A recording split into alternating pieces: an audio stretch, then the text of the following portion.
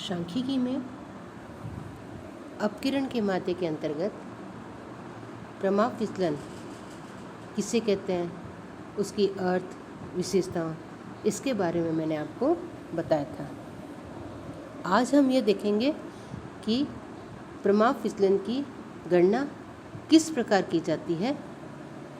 इसको हम इस उदाहरण की सहायता से समझेंगे।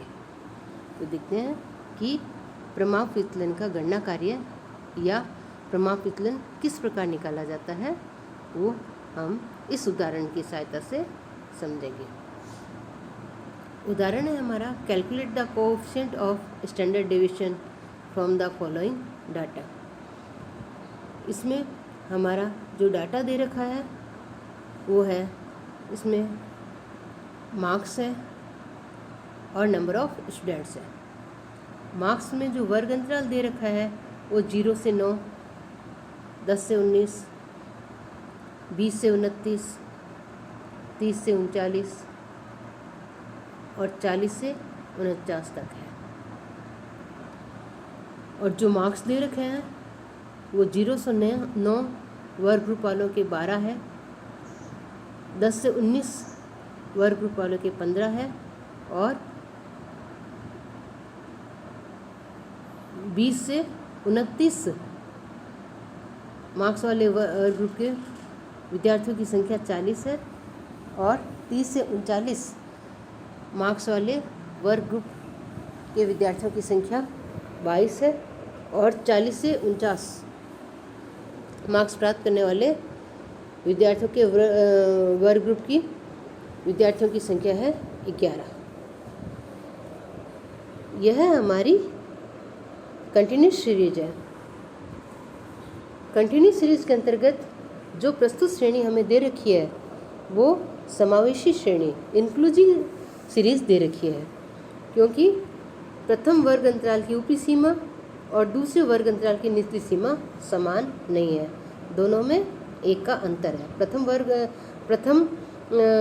वर्ग अंतराल की जो ऊपरी सीमा है वो 9 है और दूसरे वर्ग अंतराल की निचली सीमा है वो 10 है, क्योंकि दोनों समान होनी चाहिए। जब दोनों में अंतर होता है तो ये हमारी समावेशी श्रेणी कहलाती है। लेकिन इस उदाहरण में हम इस समावेशी श्रेणी को अपवर्जीय श्रेणी में बदलने की आवश्यकता नहीं है, क्योंकि जो प्रमाप विचलन है वो हम सांख्यिकी माध्य यानी समांतर माध्य के द्वारा निकालेंगे।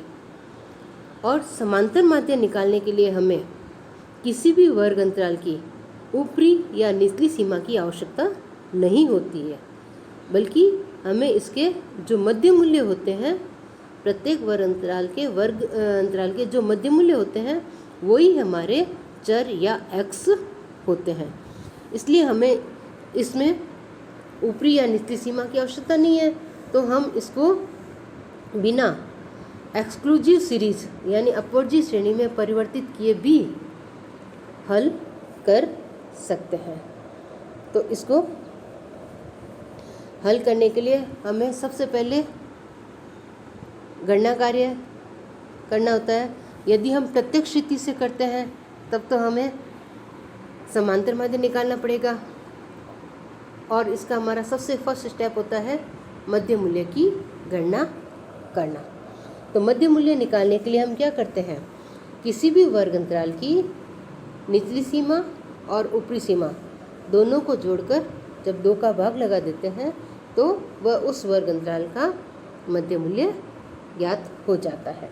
इस तरह हमारे पहले वर्ग अंतराल का मध्य मूल्य होगा 4.9, दूसरे वर्ग अंतराल का हमारा मध्य मूल्य हो जाएगा 14.5।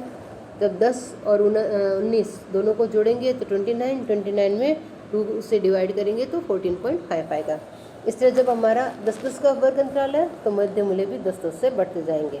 तो तीसरे वर्ग अंतराल का हमारा जो मध्य मूल्य है वो 24.5 आ गया।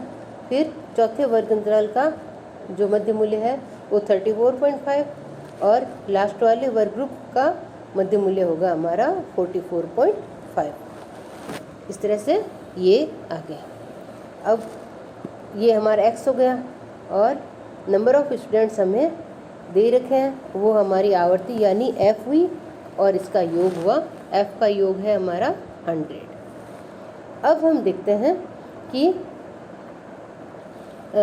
माध्य यदि हम प्रत्यक्ष रीति से प्रमाप विचलन की गणना करें तो हमें माध्य की गणना करनी पड़ेगी, लेकिन जब हम अप्रत्यक्ष रीति से माध्य की गणना करते हैं तो हम प्रमाप विचलन की गणना करते हैं तो हमें माध्य निकालने की आवश्यकता नहीं होगी।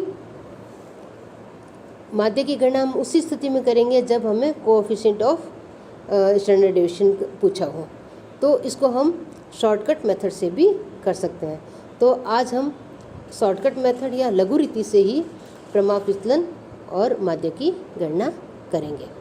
तो प्रमाप विचलन की गणना करने के लिए हमें जो दिए गए मूल्य x है, उन x में से किसी एक मूल्य को हम कल्पित माध्य मान लेते हैं।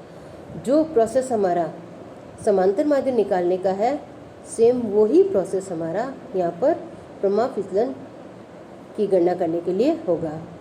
प्रमाप विचलन के लिए हम माध्य से एक स्टेप आगे और गणना कार्य करेंगे।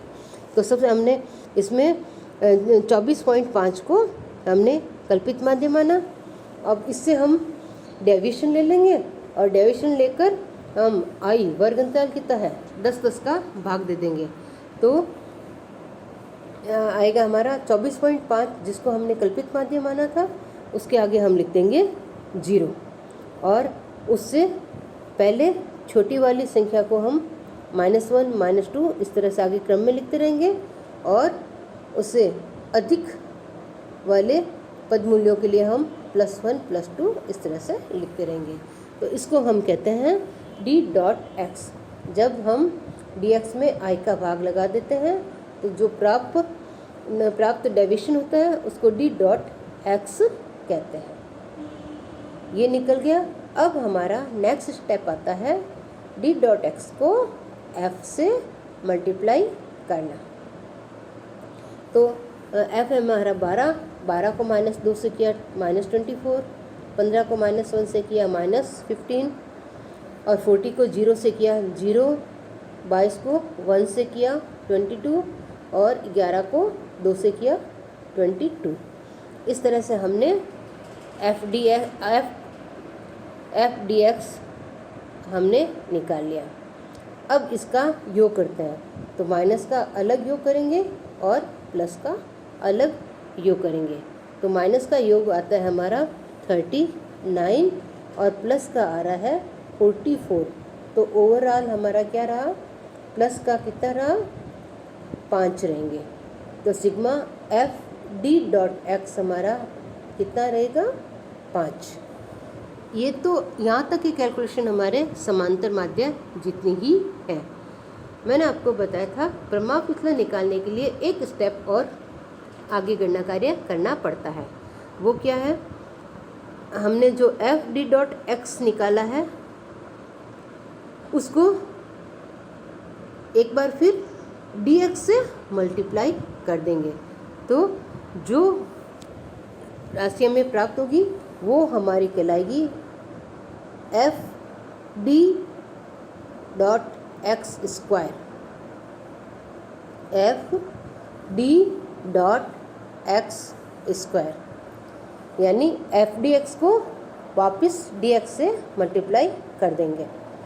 तो -2 को -24 से मल्टीप्लाई किया तो माइनस प्लस हो जाएंगे, तो प्लस का 48 हो जाएगा। -1 को -15 से मल्टीप्लाई करेंगे तो माइनस प्लस यानी प्लस के 15 हो गए। 0 को 0 से मल्टीप्लाई करेंगे 0 ही आ जाएगा। फिर 1 को 22 से मल्टीप्लाई करेंगे तो ये हो जाएगा 22 यानी 22। और नेक्स्ट 2 को 22 से मल्टीप्लाई करेंगे तो ये हो जाएगा 44। यानी f d.x स्क्वायर हमेशा ही पॉजिटिव होता है, धनात्मक राशियाँ होती है। अब हम इसका योग कर लेंगे। सिग्मा f d.x स्क्वायर इसका योग करने पर योगफल हमें कितना मिल रहा है 129। इस तरह हमारा ये गणना कार्य बहुत ही सरल और आसान है। अब हम इसको सूत्र की सहायता से प्रमाप विचलन की गणना करेंगे। तो लघु रीति में हमारा प्रमाप विचलन ज्ञात करने का सूत्र क्या है? स्टैंडर्ड डेविएशन इक्वल टू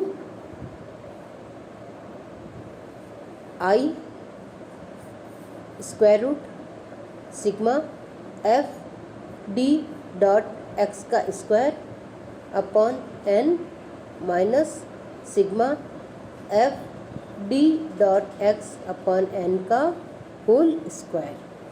इस तरह से ये आएगा। तो हम इस सूत्र में हम वैल्यू रखते हैं।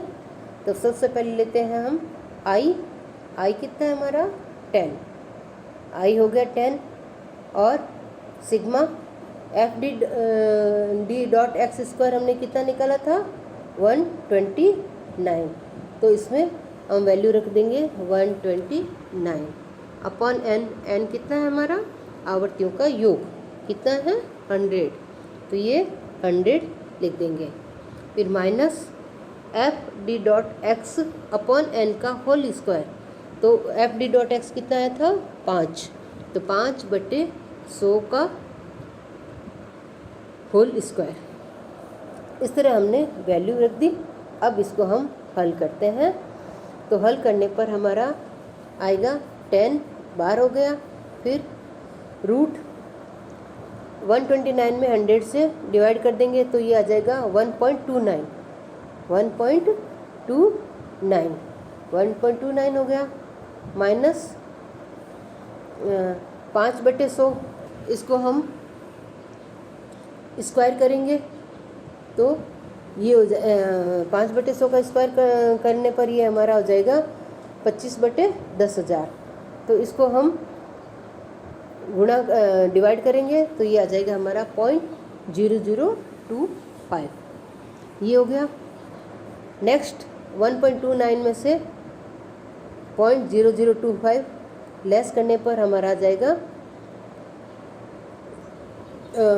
1.2875 ये आएगा। और इसको हम जब रूट निकालेंगे तो रूट आएगा इसका 1.134। ये रूट आएगा यानी इसका वर्गमूल आएगा। तो वर्गमूल के बाहर हमारा वर्ग अंतराल कितना है 10, तो 10 से हम गुणा कर देंगे। तो इस तरह से हमारा प्रमाप विचलन प्राप्त होगा 11.34। ये हमारा प्रमाप विचलन है। अब इस उदाहरण में हमने प्रमाप विचलन तो हमने निकाल लिया, लेकिन आपको इसमें कोएफिशिएंट ऑफ स्टैंडर्ड डेविएशन भी पूछा है। तो कोएफिशिएंट ऑफ स्टैंडर्ड डेविएशन यानी प्रमाप विचलन का गुणांक निकालने के लिए हमारा सूत्र है स्टैंडर्ड डेविएशन अपॉन एक्स बार। ये है। तो स्टैंडर्ड डेविएशन तो हमने निकाल लिया, लेकिन हमें एक्स बार की भी आवश्यकता है। तो एक्स बार निकालने के लिए हम सूत्र हमारा शॉर्टकट मेथड में हमारा एक्स बार निकालने का सूत्र क्या है A plus sigma F D dot X upon sigma F into I. तो ए हमने किसको माना था 24.5 को माना था, plus sigma F D dot x है हमारा 5, तो 5 इंटू आई है हमारे 10/100। इस तरह हम इसको हल करेंगे तो ये आ जाएगा हमारा 24.5 प्लस 0.5 यानी पूरा 25। तो समांतर माध्य हुआ हमारा 25। अब हमने समांतर माध्य भी निकाल दिया और प्रमाप विचलन भी है हमारा। तो अब हम इसमें करेंगे कोएफिशिएंट ऑफ स्टैंडर्ड डेविएशन, वो होता है हमारा स्टैंडर्ड डेविएशन अपॉन एक्स बार। तो स्टैंडर्ड डेविएशन है हमारा 11.34 अपॉन एक्स बार है हमारा 25। तो इससे 25 से डिवाइड कर देंगे तो ये आ जाएगा हमारा 0.45 इसका प्रमाप विचलन का गुणांक होगा। इस तरह से हम इसको प्रमापितन और उसके गुणांक को निकालने के लिए गणना कार्य करेंगे।